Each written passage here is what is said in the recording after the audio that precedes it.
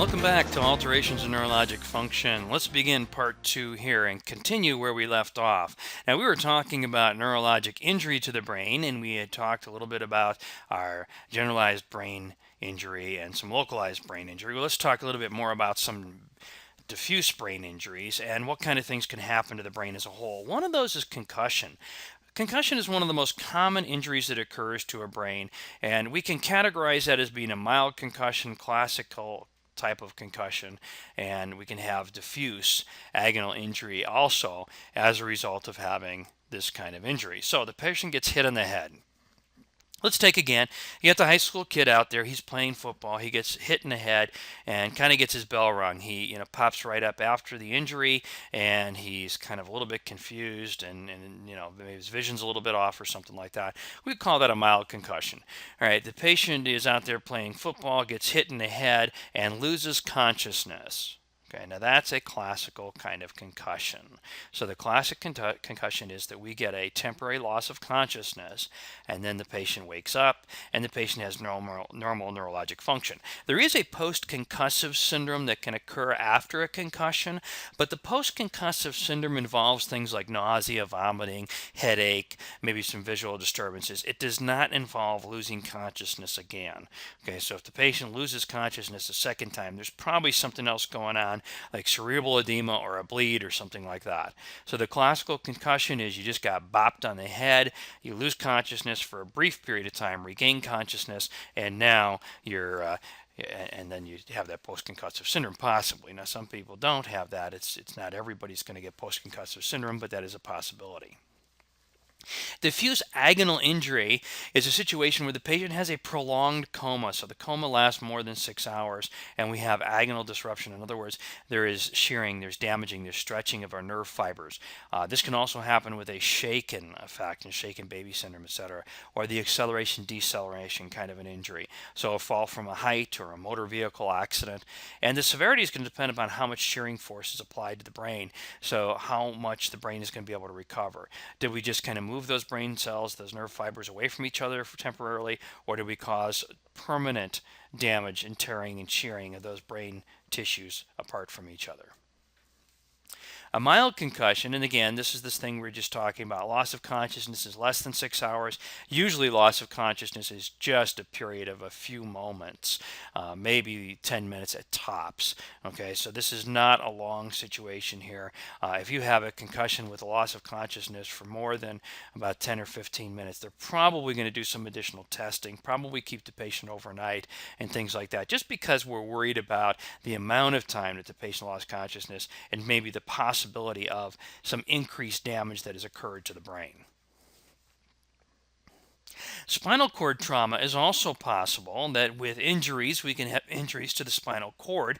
So yeah, we're concerned about the brain, but we're also concerned in that motor vehicle accident about the spinal cord being injured. So this commonly occurs when the patient has vertebral injuries. So the patient has a vertebral fracture. You hear that the person has fractured their spine. Wow, we really got to be concerned about the possibility of spinal cord injuries. However, spinal cord injuries can still occur even if the vertebrae are not damaged, the vertebrae are not fractured. We can still have spinal cord injury from stretching of the cord or from swelling in the area impacting the cord. Common locations are going to be the cervical vertebrae and the lumbar vertebrae. Now the reason for that is because we don't have the same amount of additional structures around the vertebrae in order to support them.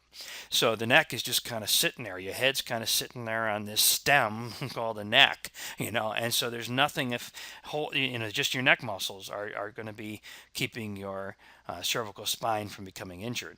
The lumbar area, again, we just have the muscles in the area. We have our back muscles, we have our abdominal muscles, etc., that are going to be providing support. This is one of the reasons why people who have low back pain are encouraged to try to build up their core muscles, build up those abdominal muscles, because they can help to support the spine in that area.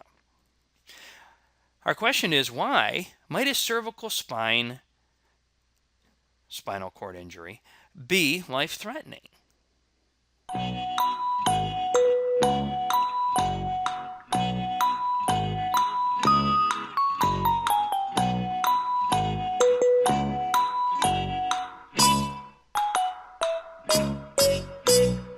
Now, if you answered because we may be cutting off the innervation of the respiratory and cardiovascular systems, then you would be correct.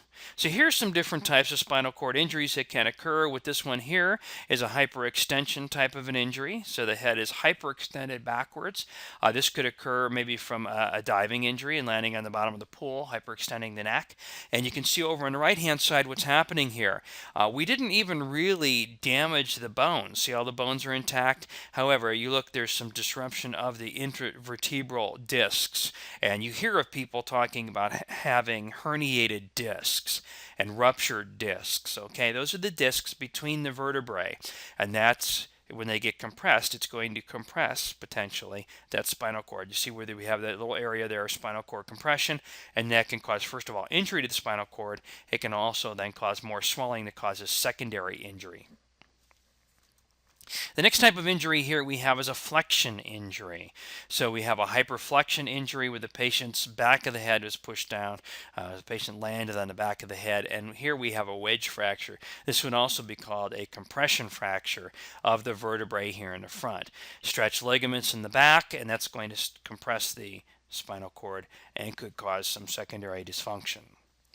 This is a compression fracture. We have some pressure coming directly down in the top of the head. So car rolled over, or we have a diving injury. We have some kind of compression directly down at the top of the head, and that's causing compression of those vertebrae, and then the vertebrae start to stick out. They start to push into the spinal cord and cause spinal cord injury. This is a twisting motion here, so there's a twisting motion of the head. You watch this on TV all the time, and there's the assassin comes up behind the person and grabs their head and twists their head, and the person instantly dies. Okay, the patient lost the innervation of the muscle tone and of any kind of muscular movement to the extremities below the neck, and also the ability to be able to breathe because we severed the spinal cord in that area. Spinal cord trauma can cause a number of different things to occur in our patient. Spinal shock is one possibility. Now, we talked about in our cardiovascular section, we talked about different types of shock. And one type of shock we talked about was neurogenic. In neurogenic shock, we lose our sympathetic innervation, and all we have is unbridled or unbalanced parasympathetic innervation. That's what's happening here when we have an injury to the spinal cord as well. And we can have spinal shock is what the term would be. We can lose our somatic and autonomic control as a result of having injury to the spinal cord. There can be evidence of edema in that area, which causes the patient potentially to develop flaccid paralysis, a loss of sensation, even hypothermia, loss of reflex function. That's why when you go to the doctor, your physician checks your reflexes. We're trying to check and make sure that all your reflexes are working normally. However, having some abnormal reflex function, for example, the bladder and the bowel, are controlled primarily by reflex function. And if those things are abnormal, so let's say, for example, your patient's got a full bladder or the patient is constipated, those things can stimulate then the sympathetic nervous system to cause the patient to have this overwhelming, out of control sympathetic discharge. We call that autonomic dysreflexia. It happens in people who have a spinal cord injury at T6 or above, so above the 6th thoracic vertebrae.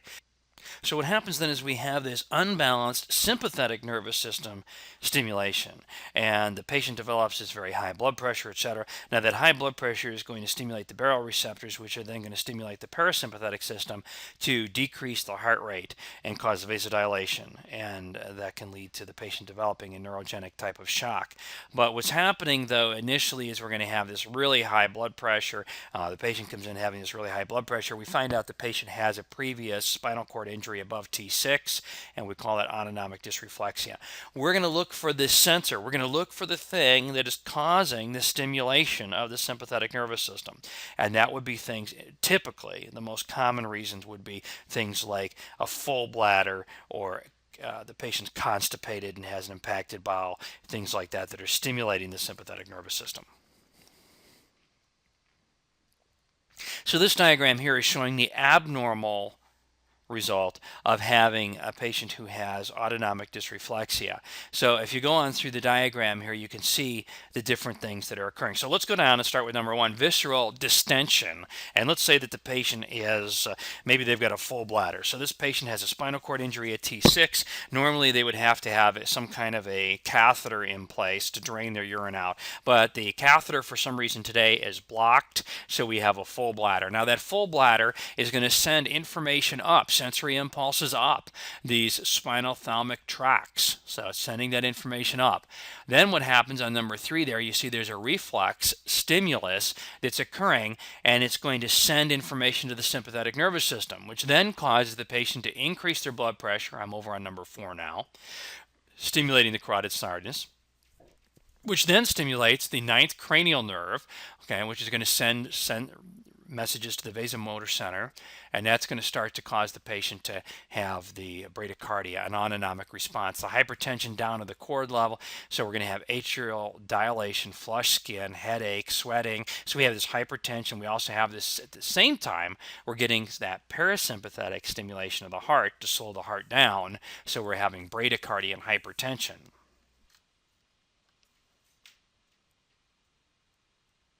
So our treatment then would be for autonomic dysreflexia, go back to number one. Let's fix the problem that's stimulating the whole process. So let's get that catheter opened up, empty out the bladder, and now we're not going to have the stimulation of the rest of the system. The whole thing turns itself off, and now the patient's blood pressure comes back down to normal, etc. Another neurologic problem that we should be aware of is called Cerebrovascular Accident, CVA for short, so it's abbreviated CVA, Cerebrovascular Accident. This is commonly what people call a stroke. Leading cause of disability, third leading cause of death in the United States, and there are different types of strokes that can occur in your patient. Let's take a look at those in this picture. Over on the left-hand side is the most common type of stroke. You see we have plaques building up in the artery, and then we have a clot that formed in that artery. This is called a thrombotic type of stroke, and is the result of the atherosclerotic process. So you're looking for atherosclerosis developing in your patient. So does your patient have a previous history of having some kind of cardiovascular disease, having high lipid levels, having hypertension? Any of those kind of histories might predispose somebody to atherosclerotic disease, which in point would then cause these plaques to develop in the cerebral vascular system. The clot then forms, we have an obstruction of our vessel. 70% of strokes are going to be thrombotic strokes. About 20% of strokes are going to be the one we see in the middle there. That's called an embolic stroke. We have a clot, an embolus, that was formed in the heart. Okay, these clots come from the heart, not from the legs. Clots in the legs go to the lung. Clots in the heart go to the brain. So this clot formed in the heart, got shot up to the brain, got stuck in this little vessel here, blocked off the circulation to that part of the brain. That's called an embolic stroke. So the two pictures on the left, we have clots in both cases, which means that we could use a medication in both of these patients to break the clot down.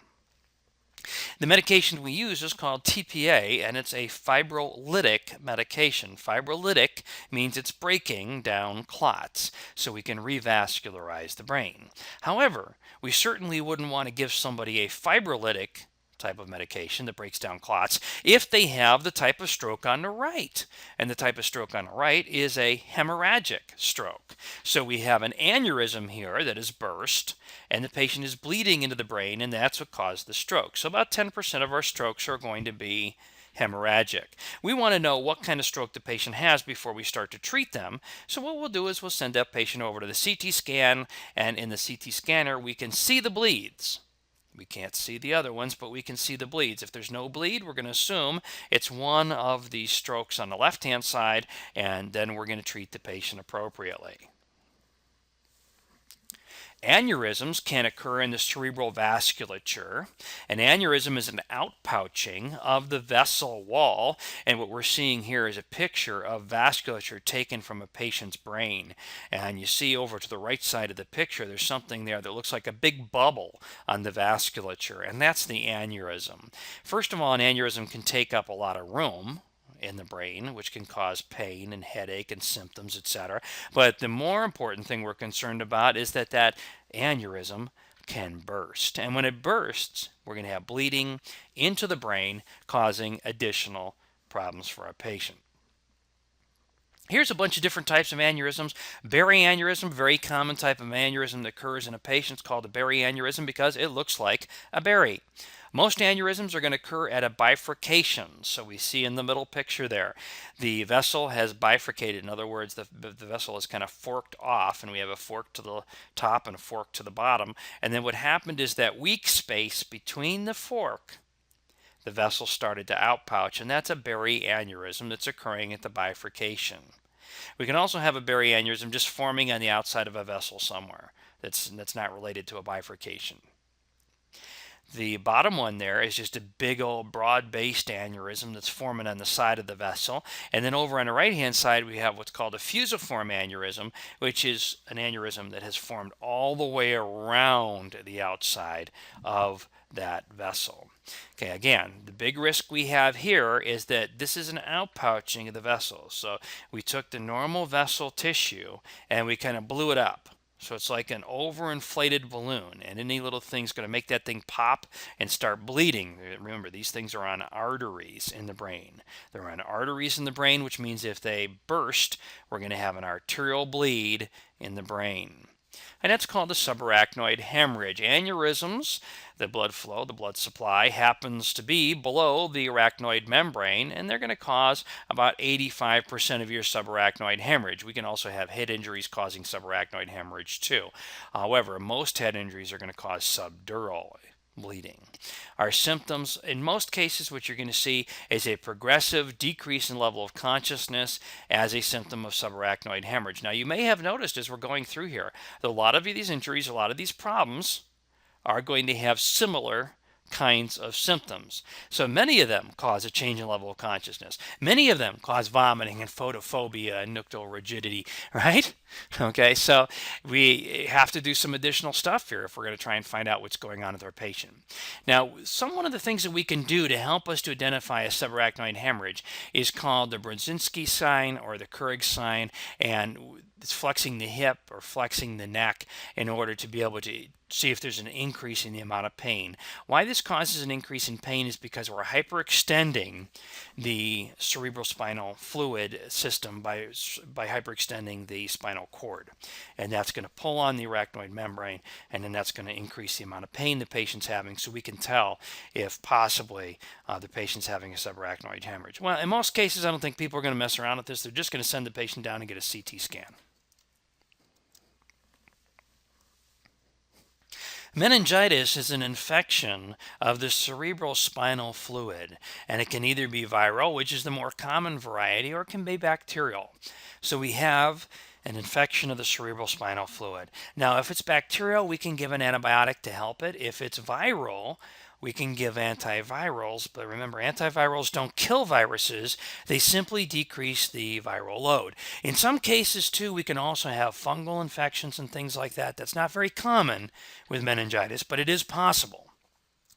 Now, because we have an infection, this infection can cause damage to the tissue, and that damaged tissue then can cause necrosis, and we can have some real long-term consequences. But in most cases, what's going to happen is we're going to see symptoms that the patient is having an infection, so elevated white count, fever, those kind of signs, and we're also going to see headache, but one of the classic symptoms of meningitis is going to be nuchal rigidity. In other words, rigidity of the patient's neck as we try to move the patient's neck.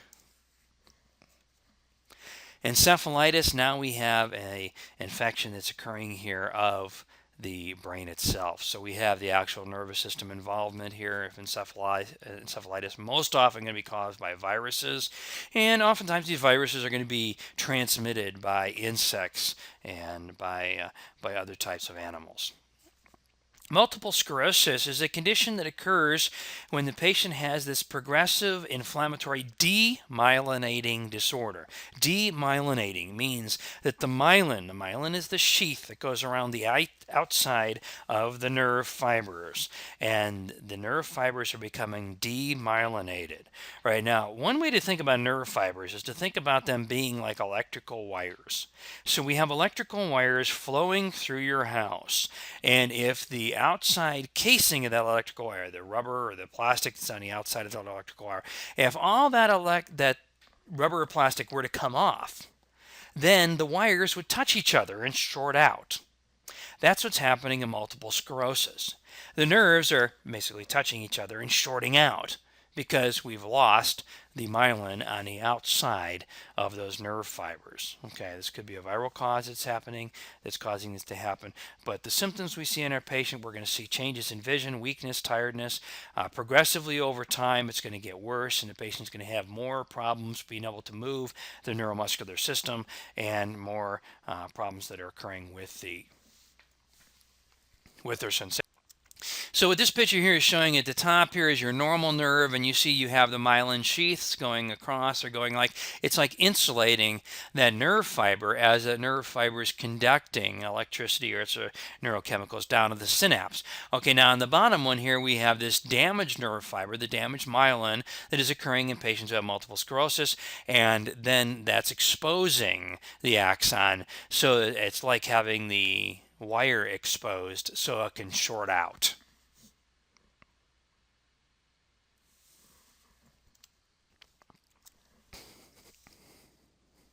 In amyotrophic lateral sclerosis, this is also called Lou Gehrig disease. This is a situation here where the brain is basically the motor neurons, the upper and lower motor neurons are starting to become destroyed. So they're destroying the upper and motor neurons, and that leads to progressive weakness, which eventually leads to the patient developing respiratory failure and death. There's no way to be able to maintain the respiratory system as those neurons become damaged, and they're basically just being damaged by the body itself. Normal intellectual and sensory function till death, unfortunately, that there's no dampening of the sensory function because there's going to be a lot of discomfort associated with the weakness, etc. Guillain-Barré Syndrome, this is a progressive ascending motor paralysis. So it starts in the lower extremities and works its way up. So we're going to be watching this patient here. And again, what's happening is the potential that the patient's having a demyelination of the peripheral nerves. Now, sometimes what will happen is that the person may have kind of like bouts where this gets worse and then it gets better. So the symptoms may, progressively get better, get worse, etc. But let's say that you're taking care of somebody who's been newly diagnosed with Guillain-Barré syndrome, and you're noticing that the paralysis started out and it was just in the feet or the lower part of the lower legs today, and now it's starting to move up into the upper legs and into the abdomen. Well, we have to be really concerned about when that starts getting up into the abdominal area, that we're going to start to get paralysis of the diaphragm, which can lead to respiratory failure.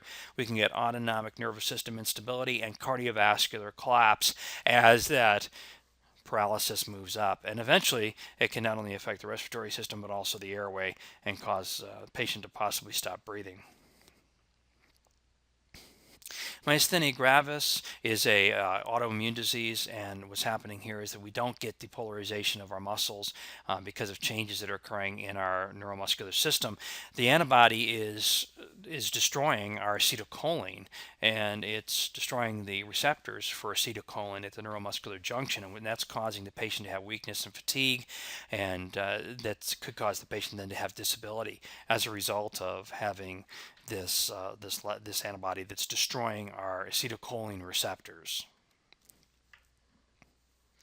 This picture here is showing some of the cranial nerves. So one of the things that you'll have to do as part of assessing patients who have neurologic dysfunction is you'll have to assess the cranial nerves.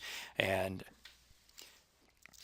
I'm going to show you one way to possibly remember what those cranial nerves are, but the picture shows what the cranial nerves are innervating. So as you work your way around the diagram here, let's just stop over on the cranial nerve 10. It's on the lower left side of your diagram. It's called the vagus nerve. The vagus nerve is a parasympathetic nerve, so it's part of the parasympathetic system, and that is innervating the diaphragm, the lungs, and the GI tract. So this is running some of those systems that are supposed to be running all the time, and it's doing our digestion and things like that. So obviously we're going to have more vagal nerve stimulation, more parasympathetic stimulation during certain times of the day than we do at other times of the day. However, look at some of those other cranial nerves. Most of them are innervating the nose, the mouth, the eyes, okay, so from the neck up. other than the vagus nerve. They're all innervating from the neck up. So our assessment of these nerves can be done very easily by looking at the patient's facial muscles, looking at the patient's sense of smell and of their facial touch sensations, their taste, their mouth, their tongue, and their neck muscles. So a quick assessment for this patient could be to have him raise his shoulders up like he's shrugging, and to distort his face, make a face at you, move his eyes from side to side, and stick his tongue out. And that gives us a lot of our cranial nerves here and tells us a lot about our patient's cranial nerve function. Okay, specific cranial nerve dysfunction is something that's probably going to be managed by a neurologist. To remember your cranial nerves, there's a couple different ways we can do this with mnemonics, and the cranial nerves are listed over there on the left-hand side: olfactory, optic, oculomotor, etc. And the ways to remember them is to remember the letters that are involved in each one of these different nerves. You can remember the old mnemonic: on old Olympics towering tops, a Finn and German viewed some hops. Which one of these nerves are both going to be sensory and motor nerves? Well, the S's, some say marry money, but my brother says bad business, marry money. So that's another way to remember which ones are both going to be sensory and motor. Okay, so that's a couple ways to remember those two different mnemonics to remember our cranial nerves. Let's take a look at a few more questions here as we wrap up part 2 of alterations in neurologic function. When thought content and arousal level are intact, but a patient cannot communicate, the patient has.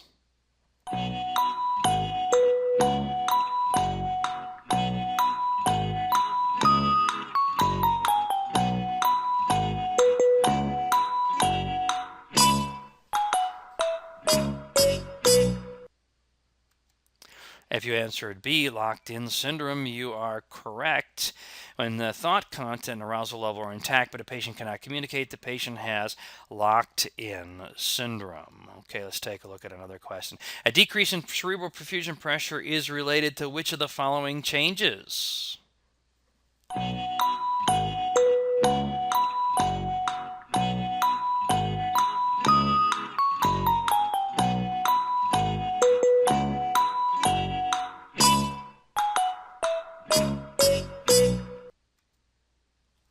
Letter C, an increase in intracranial pressure. Do you remember going through these at the beginning? Okay, so they should be getting a little bit easier here, right? Because we already talked about them. Okay, let's try another. A 48-year-old female presents to the emergency department complaining of acute severe headache, nausea, photophobia, and noctural rigidity. These signs and symptoms are probably caused by?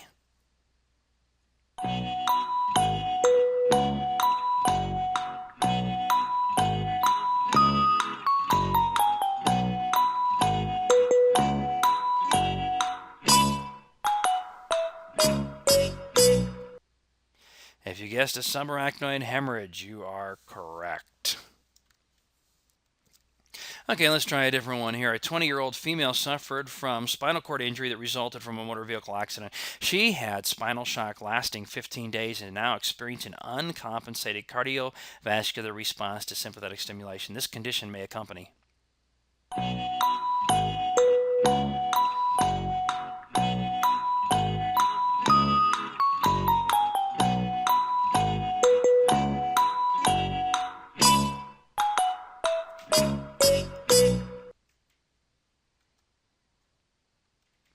If you guessed C, a distended bladder or rectum, you are correct, and this is autonomic dysreflexia that is occurring in this patient. A 60-year-old female with a recent history of head trauma and a long-term history of hypertension presents to the ER for changes in mental status. MRI reveals that she had a hemorrhagic stroke. This type of stroke is often caused by.